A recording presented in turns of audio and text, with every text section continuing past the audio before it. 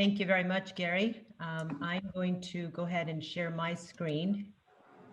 And if someone could let me know that they can see my screen, that'd be great. We got it. Okay, great. Let's see if we can get into presentation mode. Good morning, everyone. Very nice to be here and speak with you today. I'm joined here by my partner, Lynn Borek. Lynn and I both run ForeOptics, and we have tremendous background in aerospace and defense, as well as high-tech industry, consumer goods, electronic manufacturing, and so on. And yes, we both started as child labor. So as you can tell that we're gonna walk you through what we're seeing happen in the industry. We're gonna start with what we're seeing in terms of what's on the horizon. And we're gonna share with you some strategies and thoughts that we believe are going to be helpful to you as you start to prepare for the market recovery and as you start to respond instead of react to the market recovery. So without further ado, here's just a quick introduction. Lynn has an extensive background in both A&D as well as electronic manufacturing. She's got a background in business growth, product development, and strategy. So she does what I call sort of the front part of the business, which is all about looking at business development, looking at growth, looking at new products and new markets. And I handle the back end of the operations, which is looking at supply chain management. How do you take cost out of your operation? So she's all about how do you grow the top line. I'm all about how do you reduce cost so that together we're able to improve the bottom line performance, EBITDA and inventory and cash flow for our clients. So we're going to tag team this presentation and we'll get right into it. Lynn, anything you want to say before I move on? No, other than I started when I was 5. That's right. I waited till I was 7. Okay, so let's talk about who we serve. So ForeOptics is a full service supply chain company, and we provide advisory services. We provide process, technology, and restructuring solutions to our clients. We've worked with clients all over the world, and some large clients, some mid-sized clients, and some small companies.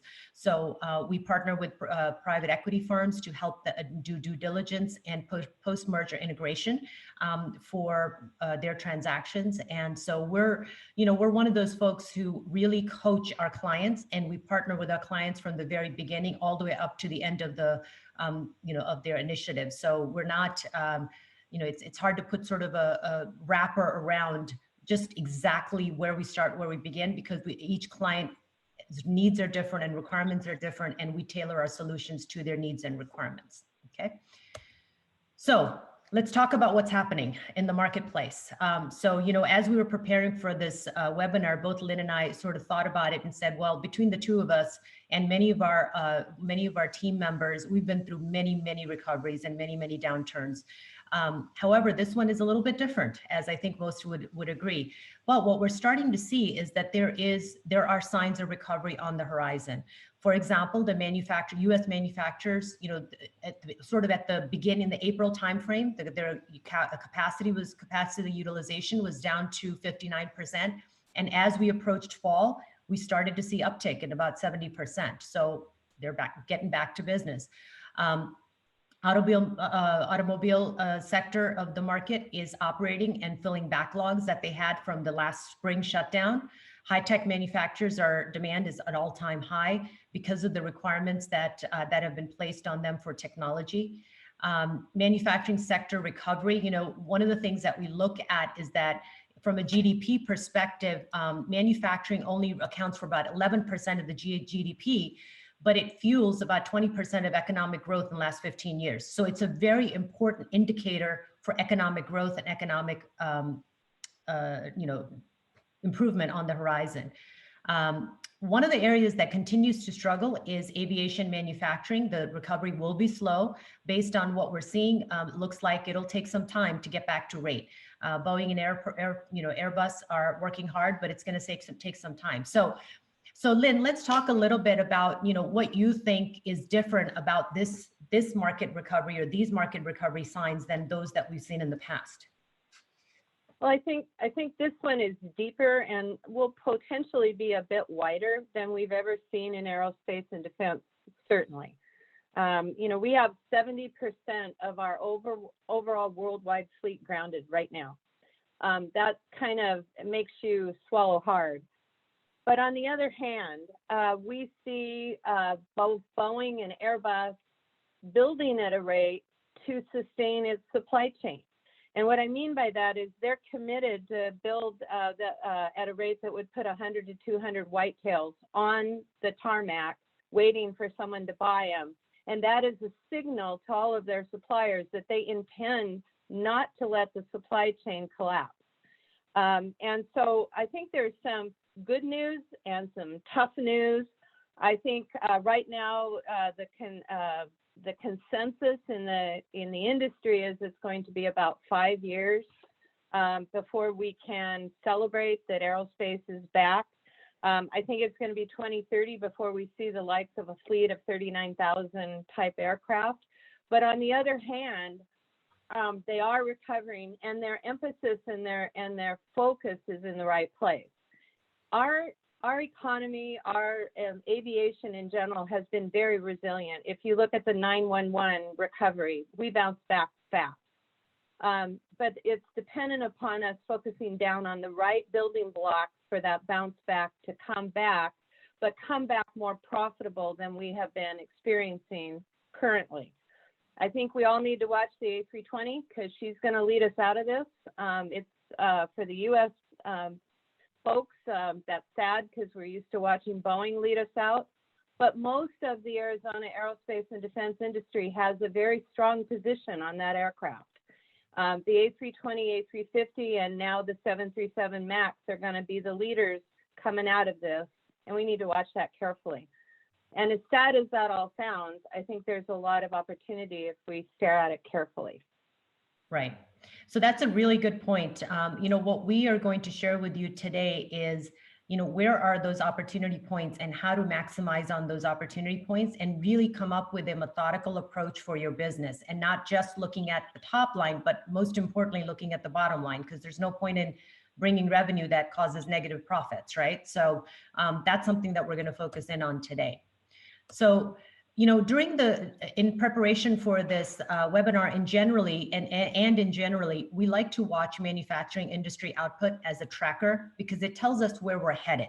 So if you'll see this chart on the right, this is from I think the November issue of the manufacturing tracker. So the interesting thing is what we're seeing is that the global manufacturing industry output is up by 3%, and that's good news. So we're starting to see that we went from negative 7.8% to, we're still negative, but it's 4.8%. So the forecast, compared to our forecast, we are up. What we're also seeing that we're expected to continue to rise both in US and in China. We're going to see some continuation of sort of lagging behind in Europe. You know, big reason is obviously the automotive piece, and the metal productions have been severely impacted by COVID. However, there are some bright spots in Europe. You've got textiles, electronics, and wood productions that are actually performing better than what we expected. You know, obviously the worst hit areas from the pandemic happen to be, you know, obviously Brazil and India, who have faced the worst 2 months of production in April through May. But what we're starting to see is that, you know, those are turning around as well. India is opening up, and we're starting to see impact, less and less impact of the pandemic on the production sector.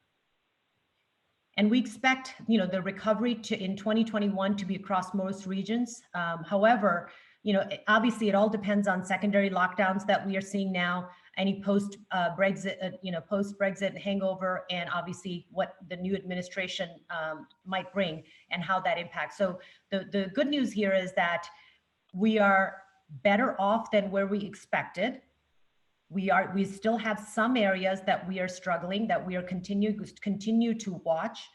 However, we're starting to see some improvements, and there's much to be seen as we come out of the fall and winter season and see how this pandemic, you know, shows itself. Now, There's also vaccines on the horizon and so on. All of those will have impact on the outcome of where we end up. So what we're going to do today is let's talk about where we are and how can we actually take a step toward improvement, keeping in mind all of those elements that we have. So Lynn, why don't you kind of walk us through where we are and what we can do?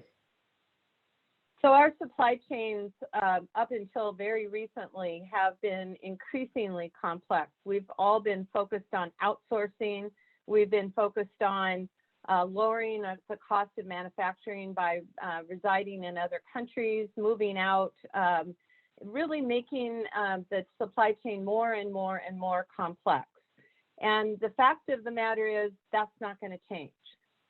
We are introducing a lot of technology into our factories, very highly dependent on digital transformation within our backbone of our companies. And so the complexity is going to remain. But now we're going to add a new complexity, which is called COVID. COVID is an unusual situation that, normally, I know in aerospace and defense, we've thought for years and years and years about what would happen if we had a hurricane? What would happen if we had a tornado? What would happen if I lost this factory? Fact of the matter is we're going to lose factories. We're going to lose it to the COVID pandemic because people will not be able to come into work for a period of time. It may get very heavy infection in a certain facility, which could shut your facility down. And so the added complexity of COVID is being able to move quickly and recover quickly within our infrastructure of our companies in order to keep moving forward, irrespective of country shutdowns, transportation shutdowns, and potentially facility shutdowns. So the impacts right now are absolutely unprecedented, and we need to be prepared for it. So not surprising at all when you focus on what everyone is saying over the last 3 years to what they're saying today. You can see flexibility is number one. Flexibility to all of us have always meant build it anywhere, do it anywhere. And as you all know, who are all working from home, that's become a reality. I mean, that's just a reality, and we're going to have to figure that out. But in a manufacturing world, how do you get that flexibility? In a business world, in an office world, it's one thing, but in a manufacturing world, how do we get flexibility? But that's key to everybody right now because resilience is key. And we're still focused on reducing cost, and that becomes important. But you can see that flexibility, really being able to deliver on time with high quality when I need to do it, and being flexible enough to do that has become critical. So it's an imperative. And I think we've got to all really focus on that because resilience is an imperative. We walked into this COVID infection with already knowing that our customers expected delivery in the high 90s, 99%, quality 99%. That has not changed. That will not change. So how do you do that? How do you stay flexible enough and do that so that your resilience of your company can rebound and grow? And that's what we're going to talk about. Yeah. So supplier collaboration with the OEM and collaboration within your own supply chain are becoming very critical. And what that allows us to do is communicate quickly, shift quickly, adjust quickly, get things where they need to be quickly. And so we're going to become more and more connected, not only to our customers, but throughout our supply chain. And the digital enablement focus that we've had for a long time has been sort of focused internally. It's now external connectivity. And that's got to be really, really taken a hard look at now because that's where the flexibility is going to start coming from. Anything to add, Seema? Yeah, no, I think you hit the points very well there, Lynn. One of the things that as you know, one of the things that we continue to hear from our clients is, I'm very good at doing expediting. I'm very good at doing the short-term firefighting. but help me get out of that mode. Help me get out of help me set up my supply chain such that I don't have to, that's not my only resort, and I don't have to do that over and over again. And so, you know, some of the initiatives around digital enablement, some of the initiatives that are increasing resilience is all about understanding where the risk is and getting proactive about mitigating that risk. So we're gonna walk you through that, but that's really important as you listen to what we're talking about, and as you think about your own companies, and as you're thinking about the questions that you want to ask. I'd really love to hear from you guys in the audience. Is, you know, where is your focus? Is your focus shifting in line with what we're seeing with this survey as well as with other clients? Or, you know, are you at a different place within, you know, the manufacturing community in Arizona, as well as, you know, obviously there's folks on the phone and on the webinar that are outside of Arizona. So, you know, we'd love to hear your perspective on that in the Q&A section. So now let's talk about post-COVID. I actually love this visual because I feel like it just helps you see that, you know, there's some positive outlook out there, right? So kudos to our marketing team for coming up with this visual.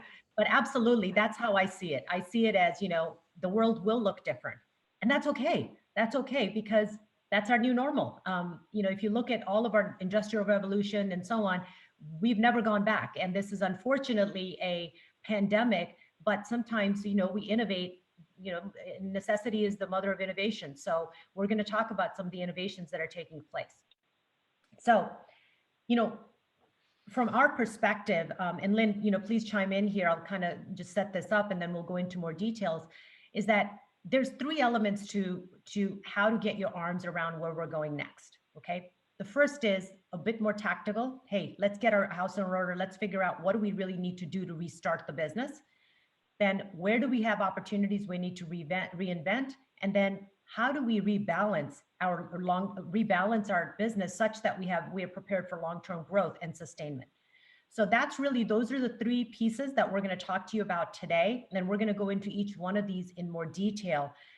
But, you know, so sort of think about those aspects as you're listening and how they impact your business and how they might pertain to your business. So Lynn, what are your thoughts on this? I think the most important observation that we've had over the last several months as we've been working with customers who are going through this cycle is shifting over to really being data-driven. When we say restart, restart means get to know yourself, understand your business. Where are you? Where are the improvements coming in terms of returns and earnings, and where are they not? Where is the revenue dropping? Where is it growing? What do you know about your customers? What do you know about their ability to sustain themselves throughout this market? What do you see in the adjacencies? What's happening?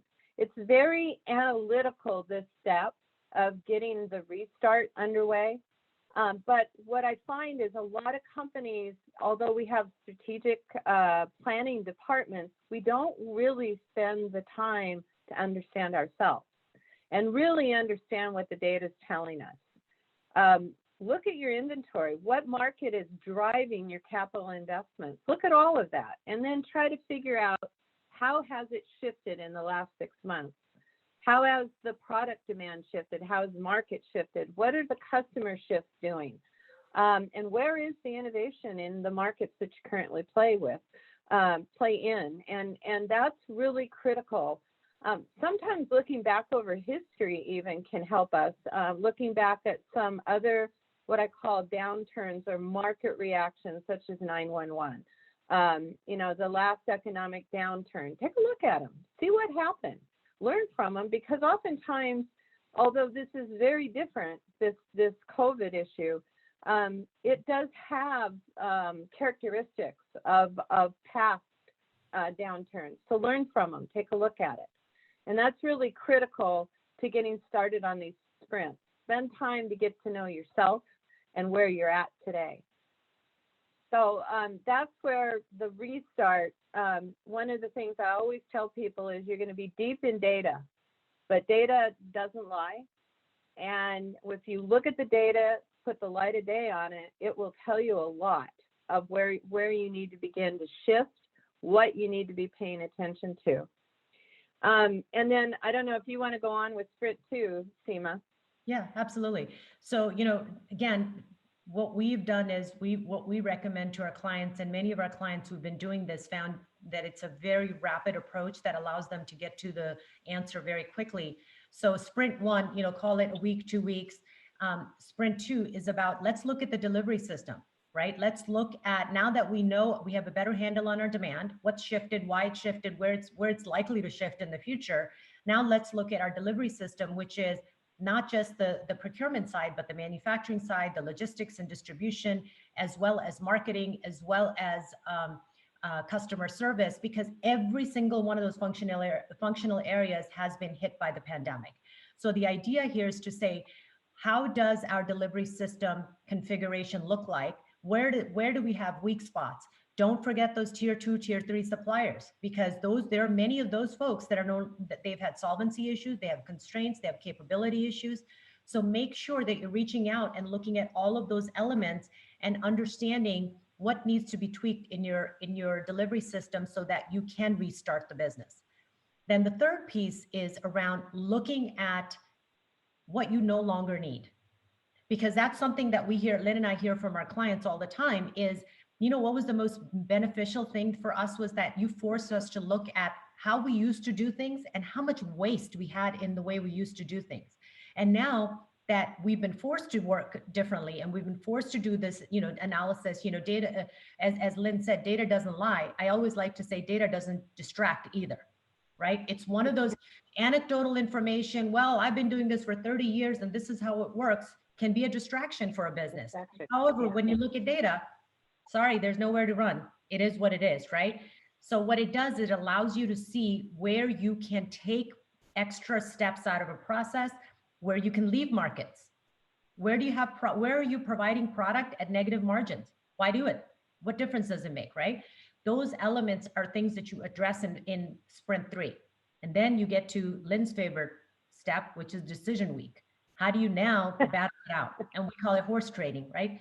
So this is bringing everyone together and having that tough adult conversation. Oh, shucks.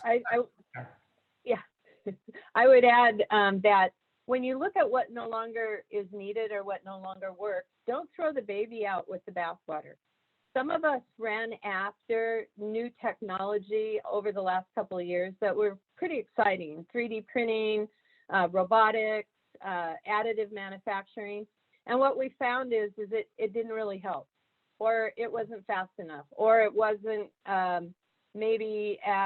didn't solve the earning problem that we thought it was going to solve. And it didn't remove the people out of the equation like we thought.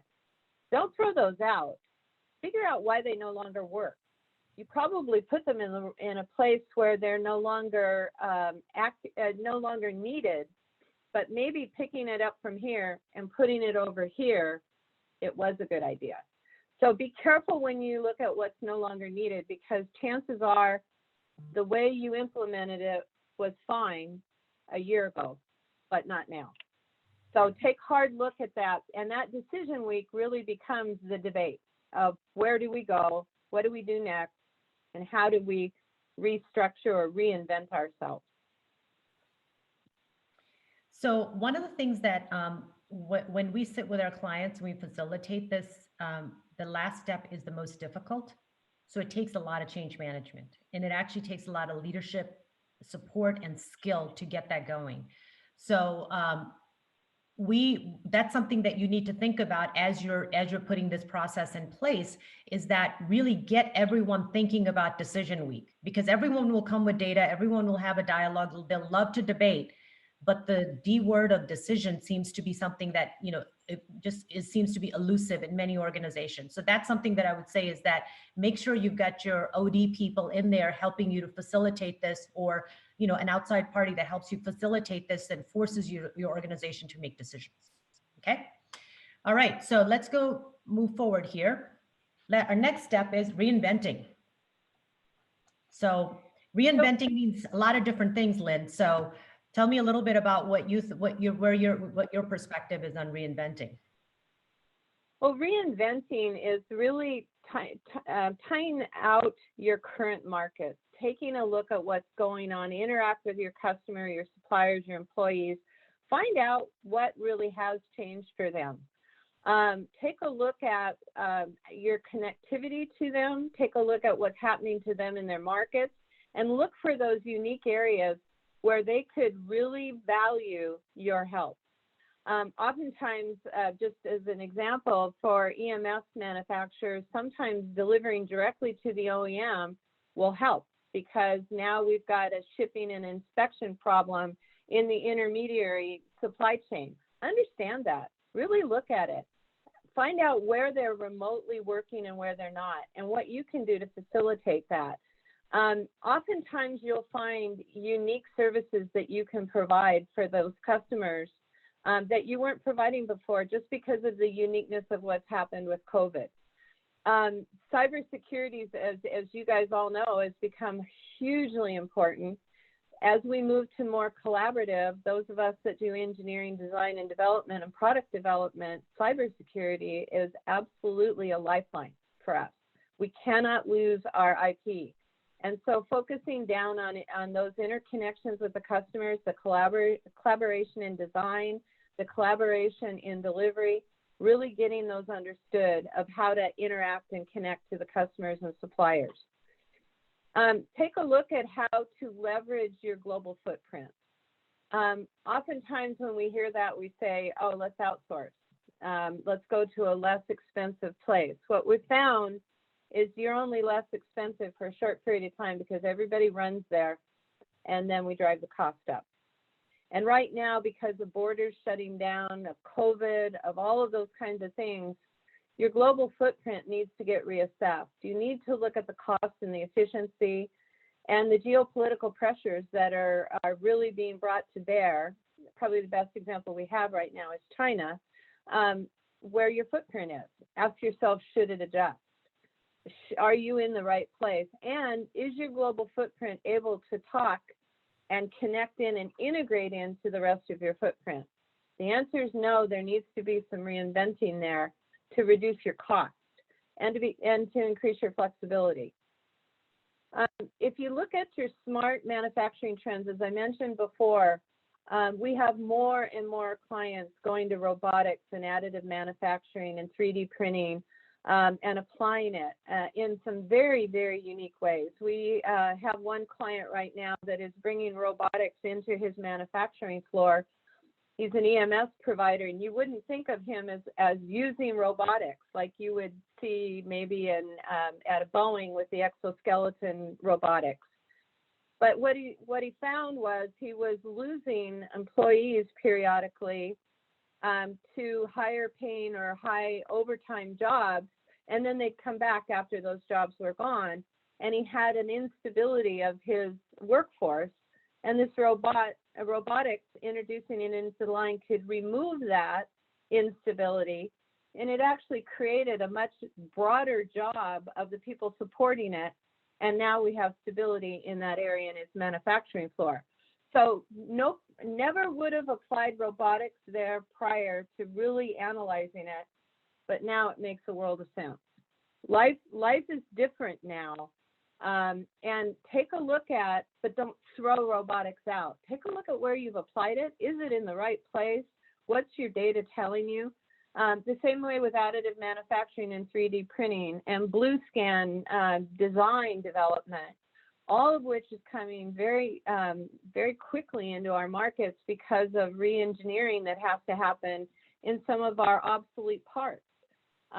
That's very real, very valuable, very expensive on the front end, but if you apply it in the right place, you're going to find that that's a huge uplift and a lot of time removed off of your scarce engineering resources.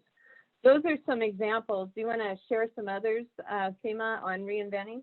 Yeah, absolutely. Thank you. So, a couple of things that come to mind for robotics specifically is robotics can be collaborative with your human resources, with your workers. They're not a replacement necessarily all the time. That's a big aha that our clients get, is that Oh, so it's thinking about repetitive tasks that can be taken over by a robot. The interesting thing is the information you get, the analytics that you get from that allow you to actually improve the entire process, which includes utilization of your human capital. So that's something that we're seeing, is that this trend toward collaboration with robots rather than replacement of full-time employees. And then you're able to use that human capital in a much more strategic way than doing those repetitive tasks that can be done by a machine. The other piece that we're seeing is with obsolescence, inventory obsolescence management, right? Is that 3D printing is giving us alternatives for areas where you thought you were stuck, either because you have suppliers who own your IP and are basically, lack of a better term, not that anybody does that, is holding you hostage with a huge price tag. No, not that anybody does that. But if they did, that would be a huge problem. Now, 3D printing provides an alternative to that. And we're seeing many of our clients, especially in the aftermarket space, leveraging that reinvention as a capability that helps them improve their flow of goods. The other thing that I will say is that, sort of what we make and how we make it and where we make it. And that goes along with the footprint piece, as well as around looking at your extended supply chain. Many of our clients, we're helping them use analytics and data to really get an understanding of where the risk sits in their supply chain. And then we take a step back and say, how do we mitigate that risk? How do we solve for that risk through reshoring? Okay, and that reshoring doesn't always mean that everything has to come to the US, has to come back to the US. For many industries and for many products, US is a viable option. But for many others, there are many other more viable options than the US. We're actually going to be doing, I think, Gary, if I'm not mistaken, our 5th series of this, part 5 of this 5 series is about reshoring. And we're going to be talking a lot more about that. How do you get your arms around reshoring? How do you think about that? But what's really interesting is, in the midst of this pandemic, there's reinvention going on around the IP concerns, as well as what we're building and where we're building it. And there are many things that we're building that when we take a step back and say, why do we do that? Somebody else can do that much more effectively and at a much lower cost. So let's rethink that. So those would be some of the areas that, Lynn, I would add from a reinventing standpoint. Yeah, I think I would add one more thing too, is one of the things with additive manufacturing is the fact that in our market, the tier 3s and tier 2 suppliers, they are going to collapse. There is going to be less suppliers. That's just a fact of this recovery.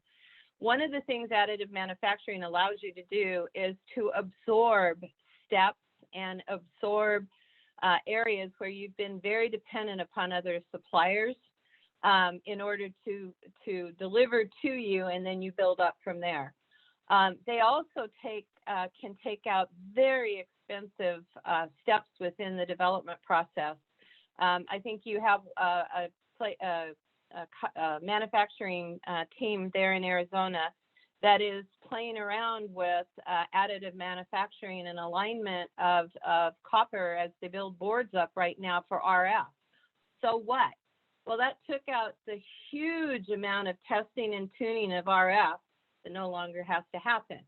Right. They're removing the suppliers out of the supply chain that they were heavily dependent upon in order to pay for the slightly more expensive additive manufacturing, but now it's completely under their control. So it goes back to look at your adjacencies, which are both your suppliers and your customers, and figure out how can you collapse and gain control by utilizing some of this new technology that's coming into the market. Back to you, Seema. Great. All right, let's talk about, we're going to talk about our last step in our methodology, which is rebalancing. But before we talk about rebalancing, let's talk a little bit about, we do in the aerospace and defense industry, we do have some, shall we say, headwinds. And so we'll talk about the headwinds, and then we'll talk about how do you use a rebalancing strategy to deal with those headwinds. Okay, Lynn, so let's talk about the aviation industry. We've sort of talked about it we're seeing this trend with the narrow body market share over the wide body. We're expecting the average operating margin to be around 3% versus in the last decade that we've enjoyed over 11%. So, tell me a little bit about what you see in addition to that. Well, yeah, the numbers are startling and staggering. I mean, there's just no way to put a sugar coat on this whatsoever. When you talk about the expected delivery this year, I think was 1,100 or close to 1,100 aircraft. We're going to end up delivering something like 522. Yeah. That just gives you the staggering numbers of just how serious this is. But there's some headwinds, but there's also some shift. And when there's shift in the market, there's often opportunities. Yep. Okay. So the first thing is, who's going to lead us out of this? And we talked about that a minute ago, and you hit upon the narrow body. We are not going to see the numbers come back to support the wide bodies for a while. That's just a fact. So the A320, the 737, they're going to carry us out of this. Boeing is going to feel tremendous pressure on the fact that they walked away from the mid-market, and they're going to have to address that. They opted not to bring the 757, 767 back. Airbus took a different tack. I think Airbus happened to be right. They're going to lead the way out. I think the tremendous pressure on Boeing, if you're in aerospace, look hard at that, because you're going to probably get an opportunity to help them backfill that hole that they now currently have. When that's going to occur depends on when Boeing can get the parked aircraft off the field and get their revenues up to where they can sustain development. But they're gonna focus down on the narrow body, both Boeing and Airbus. And so find out, where are you at? What positions do you have? And be on those and grow those if you can. When we talk about suppliers going under and consolidating, what suppliers are around you that you compete with that are in trouble, right? Take a hard look at that, because that may be a position that you can acquire, or you may be able to compete and win. To grow your addressable market where we are going to see things recover. It's still open for debate what the difference between Trump and Biden are going to do to the defense budget. But I would tell you that as we went into this election, most of us, including myself, believed that we would not see a substantial change. Our military has to be rebuilt. It has to have the weapons that we're building, which is a primary focus of Raytheon and others are in the missile market right now. That all has to happen. And Biden is the type of a Democrat that we've always seen that supported that. He supports our troops. So no, I don't think you're going to see a major shift there, but you aren't going to see a lot of new programs start up. I think the only program we're going to see in the defense world is going to be the bombers, because we have to replace our bombers. But look, are you on missiles? Right. Can you get on missiles by taking over positions of other suppliers that are adjacent to you? What can you do to collapse the supply chain right now to assist Raytheon? Time to market's everything for those guys. They're running as fast as they can, because guess what? If I deliver, that's money that is allocated to buying those missiles. And if I stay on track, that money will keep going. If I falter, I can guarantee you that the new House of Representatives and Senate will start adjusting the budget. So focus on and understand where those growth opportunities are that are right around you, close around you. You're either your supply chain collapse or a supplier close to you. And then take a really good hard look at M&A opportunities that will expand that reach. Am I heavily invested in Honeywell, let's say? Can I balance that out by doing an M&A that now brings me new customers such as Raytheon and others that gives that balance? Take a look at that, because there's going to be a lot of M&A opportunities that will allow you to expand your reach within your own market that you understand well. Remember, stay where you know well, because even where we know our current market, it's different, it's changing. We got to understand it again. Don't go too far out because there's too much risk. And then apply the technology expansion into that infrastructure that you've now imagined for yourself. And an extension of your facilities and your workforce and the technology that you address. Also, most of us, we all know that defense is very interested in commercially designed and built products in the defense side. Where can you reapply where you're at right now in commercial over to defense? I would say you have examples within Arizona of a number of companies that have been very, very successful at that, Honeywell being one of them, where they've taken their TCAS and their EGPWS and all of the things that were designed specifically to assist in the commercial market, and they've brought it into defense, and it's a very viable product in defense. So extensions of your technology are also areas that you need to look at.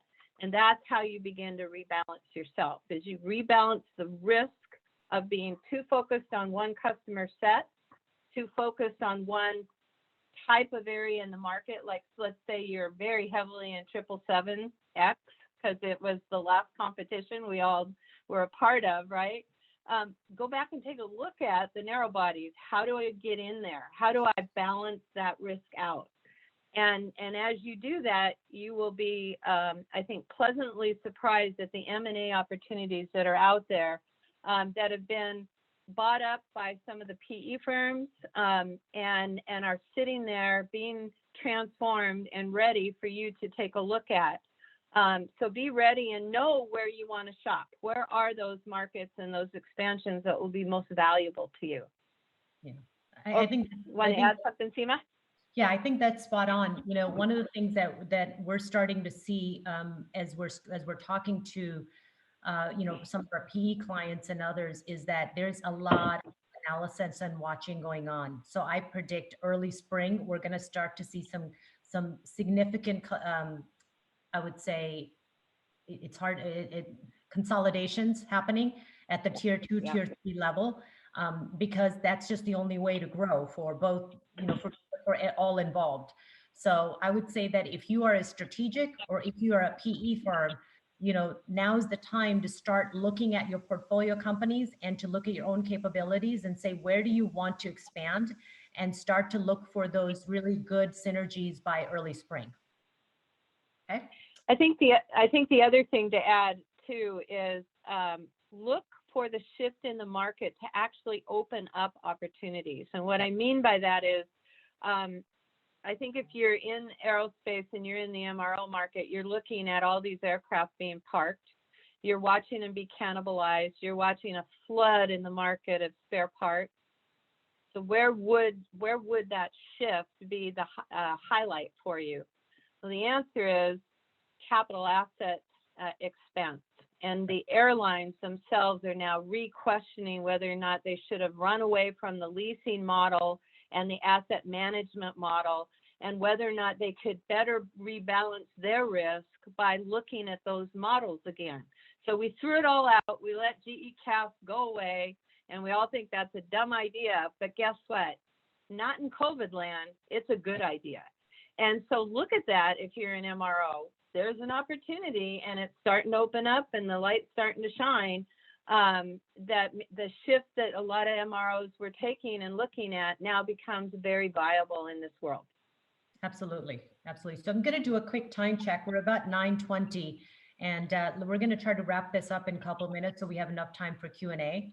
So, you know, I think we've hit all the topics here that we wanted to hit. You know, here's some takeaways. Capital discipline. That's really important. So don't go hunker down and say, I'm not going to spend anything and I'm just going to hold on to my cash. Well, that might be one strategy. Then you'll find yourself reacting. But if you really want to be responsive and resilient, do the homework, understand where you need to invest your capital, and then judiciously invest that capital. Going to digital journey, you're going to improve your productivity and you're going to lower your risk. That would be a high recommendation from us. M&A, focus on M&A as the fog clears so that you can position yourself for growth and for strategic expansion. Most important, upgrade your talent. Build an integrated team of multiple disciplines. Find people who have worked in different roles. Both Lynn and I have done P&L, have had P&L responsibilities and running operations. So when we find ourselves in situations, we're able to flex on both ends. And that's really what you want to do, is make sure your team is able to flex. So hardcore marketers shouldn't always be doing marketing their entire career. They have to have a stint in operations so they understand how their decisions impact operations, vice versa. And then last and but not least is improve your company's analytical fluency. Data doesn't lie, data doesn't distract, but data has to be used by humans to make decisions. And data will give you, it will allow you to give you opportunities where you can leapfrog the competition. But you have to know how to read it. You have to know how to use it and run the operation with it. Anything else, Lynn, before I move over to the Q&A? Just adding an emphasis on that. That is the weakest muscle that Seema and I see in every company that we consult with, is analytical fluency. Mm-hmm. Having people look at the data to make the decision and get off of the anecdotal and look at what the data is telling you. I would submit to all of you, especially somebody like me, as old as a dinosaur, I can tell you what happened back when the dinosaurs were roaming the world. But I don't know for certain that that's what it's going to look like today. I have to look at the data to shift the way I'm thinking and to shift the way I'm reacting. If I constantly go on anecdotal, I'm never going to leave my dinosaur age, okay? So analytical fluency, as you're upgrading that talent and as you're bringing on consultants, that is absolutely critical to a recovery. Great point. All right, so we want to give some credit to the folks that, the research that we used certainly wasn't all our brainchild. Good portion of it was, all the good points were our brainchild. All the numbers and facts and figures, we had a little help from our industry partners out there. With that, let's get on with questions. We'll open the floor to you, Gary, to help us facilitate the Q&A. Excellent. Yes. So Seema and Lynn, we do have a question in the Q&A. Are you seeing companies increase inventory to minimize supply chain risk, or continue to decrease inventories to minimize investment? Okay, I can take that first, Lynn, and then, the answer is it depends. And it really depends on where you are in your cycle, and it depends on how much due diligence you've done on the first step of the process, which is restart. The first step of the process and the restart, you have to ask the question, where can I buffer uncertainty with inventory? Where is it applicable and where it isn't? So we do have clients who are using inventory as a buffer, but they're using it very mindfully when we work with them. We also walk into situations where clients haven't used it mindfully, and we found mountains of inventory that were like, oh, silly us, what are we going to do with this? So that's how I would say is that, yes, and it's an absolute part of the recipe, but it's not a recipe in itself.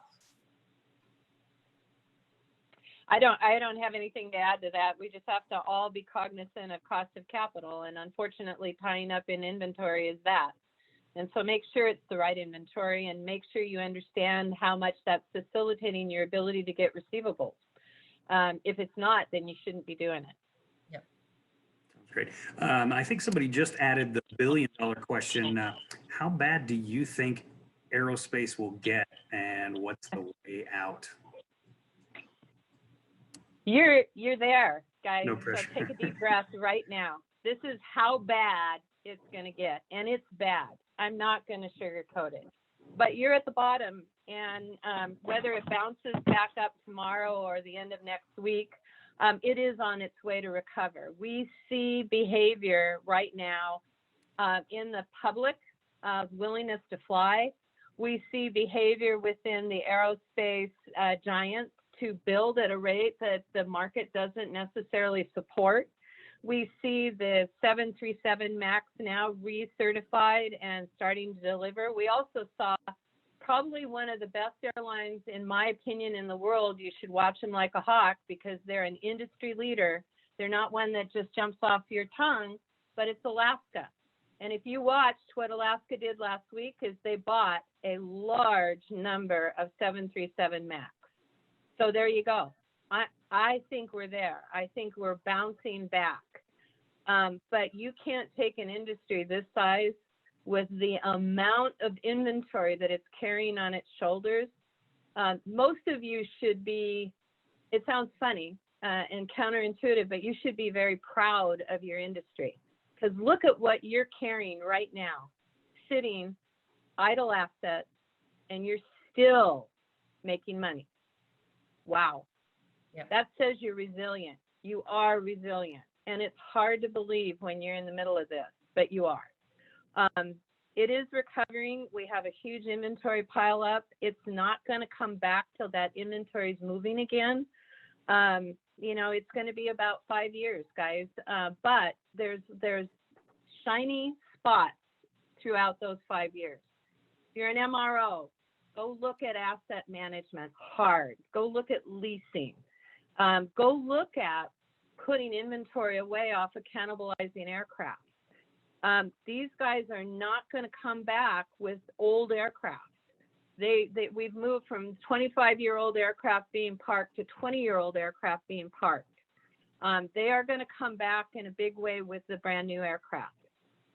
Beyond those programs, it's coming back. It's going to be very painful and very hard. And I won't sugarcoat it. The estimate right now to get back to the 39,000 fleet that everybody coveted that was supposed to happen here any day now. Well, it's out in 2030 now. It's just a sad fact. But I would say that Boeing's under pressure to answer the mid-market. That's opportunity for all of you that are developing new products. And I think you gotta pick your points carefully, but it's on its way. We've hit the bottom. Absolutely. I think you may have touched on this question, Lynn. It was, what do you think will happen with MROs and what do you think they should be doing? I think you encapsulated that, but is there anything that you would add to that specific question? We have a lot of MROs that are facilitating the Air Force fleet and other military fleets. Take a hard look at that. The military is not the most efficient group of people, unfortunately. They need help. Address that, balance that. If you can have 60% of your MRO focused down on supporting your local Air Force facilities that are flying aircraft and the rest in the commercial, take a look at that. And then take a look, a minute ago we talked about inventory, right? Take a look if you're an MRO. What would happen if you started to buy your own aircraft to cannibalize and put on the shelf? Where's the value in that? And then, of course, the other one that I talked about is asset management and leasing. I think MROs were already taking a massive hit even last year, and I know they feel like it's the end and it's catastrophic. But I honestly think that reshifting and rebalancing, they could come out of this really being way more robust than they ever were. And I know, Seema, you've been involved with a lot of the MROs too. You probably have something to add. Yeah, I think that's a great point. I think the rebalancing between commercial and defense, rebalancing between even within militaries, between domestic and foreign militaries. I think Lynn made a point earlier that's very important, which is it's going to take 5 years or so, right, for us to get there. But I can guarantee you 5 years from now, the landscape's not going to be what it was 5 years ago. So you can't sit and do nothing and wait for 5 years to pass by because you'll become obsolete as a business. What you have to do is say, where we have to watch the trends very carefully and make those moves throughout those 5 years to keep our head above water. But then once that recovery comes back in that sector, to be able to, get right on that curve and ride it. That's what we're helping our clients do. So really important in the A&D sector is, the good news is we're at the bottom, but I see the curve looking this way. And that curve, to ride that curve, you really have to be ready. And so that's what we're hoping that our clients, will start, and our, not just our clients, but folks out there who are listening to this, start to think about it in those terms. Yep. So Gary, just a process check. We're right at the half hour here, or the hour here. Yes, there was one last question, so maybe give it a 30-second answer. So given freight constraints, UPS, et cetera, due to e-com business, what are your observations on the light transportation market? Good question. Very good question. I would say hang on. We have an anomaly happening right now. And how long that anomaly will continue is anybody's guess. And the reason why I tell everybody to hang on is we have a pent-up demand of people who are tired of being in their homes and ordering online and all of that. There's an uncomfortableness that's building up right now. We see, because of government shutdown, if you will, and keeping people in their homes, we see an unusual bump right now. I happen to be one of those people who believe that once we start lessening the stay-at-home requirements, I think the human aspect of this is going to get out and get moving again. I don't know how much we're going to have to deal with this shipping issue, or how much longer, or if it's permanent. I'm not a believer that it's permanent. I think it's an anomaly. I think it's something we can all take advantage of if we have downed airplanes or parked airplanes that we ought to take a look at.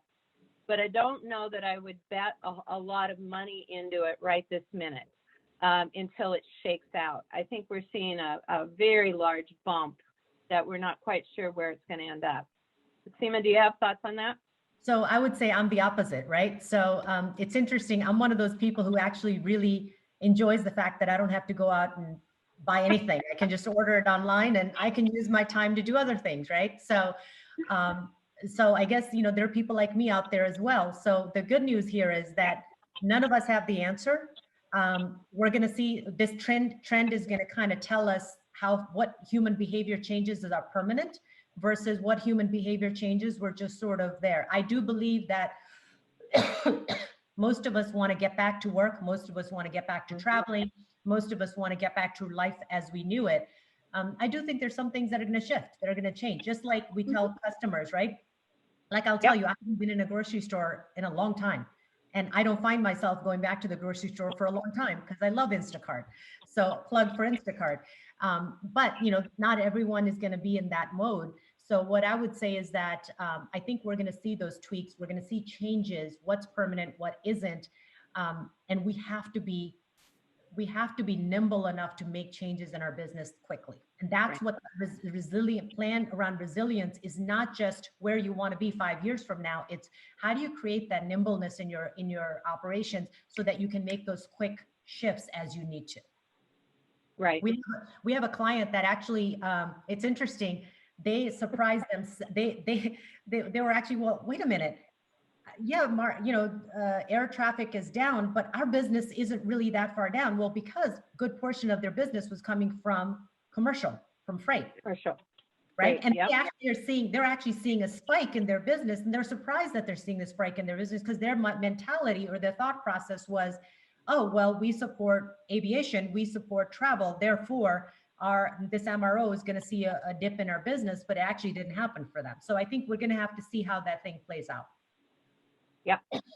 Excellent. Thank you so much. With respect to everyone's time, if there happened to have been a question or so that I missed, this was the third in a series. So the next, I believe, is on December 10th. I don't have the date in front of me, but that's an opportunity to ask questions during, and you can always, for those who were with us today, you'll receive a link to view this recording. So if there's something that you missed or want to go back on, you can certainly view that at your convenience. So in closing, I'd like to thank you all very much for taking time to learn about the MEP and how we can help your business be more successful in 2021.